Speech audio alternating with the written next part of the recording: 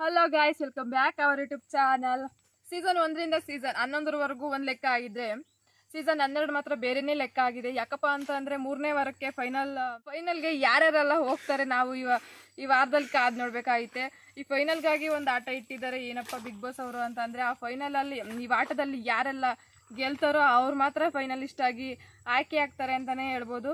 ಹಾಗಾಗಿ ಈ ವಾರ ಇವತ್ತಿನ ದಿನ ಮಂಗಳವಾರದ ದಿನ ಬಿಗ್ ಬಾಸ್ ಎಪಿಸೋಡಲ್ಲಿ ಒಂದು ಟಾಸ್ಕ್ ಇಟ್ಟಿದ್ದಾರೆ ಬಿಗ್ ಬಾಸ್ ಅವರು. ಅದರಲ್ಲಿ ಗೆದ್ದವ್ರು ಮಾತ್ರ ಫೈನಲಿಸ್ಟ್ ಆಗಿ ಆಯ್ಕೆ ಆಗ್ತಾರೆ ಅಂತಲೇ ಹೇಳ್ಬೋದು.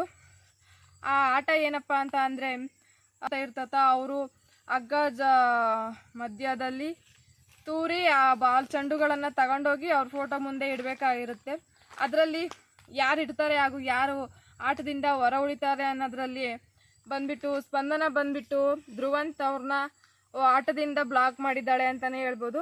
ಅದರಲ್ಲಿ ಅವರು ಇಡೀ ವಾರ ಯಾವುದೇ ಆಟ ಟಾಸ್ಕ್ ಆಗಲಿ ಏನೂ ಆಗೋದಿಲ್ಲ.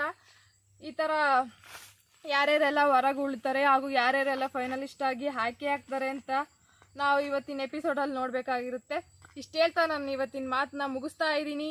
ಮುಂದಿನ ವಿಡಿಯೋದಲ್ಲಿ ಸಿಗೋದಾ? ಎಲ್ಲರಿಗೂ ಟೇಕ್ ಕೇರ್, ಬಾಯ್ ಬಾಯ್.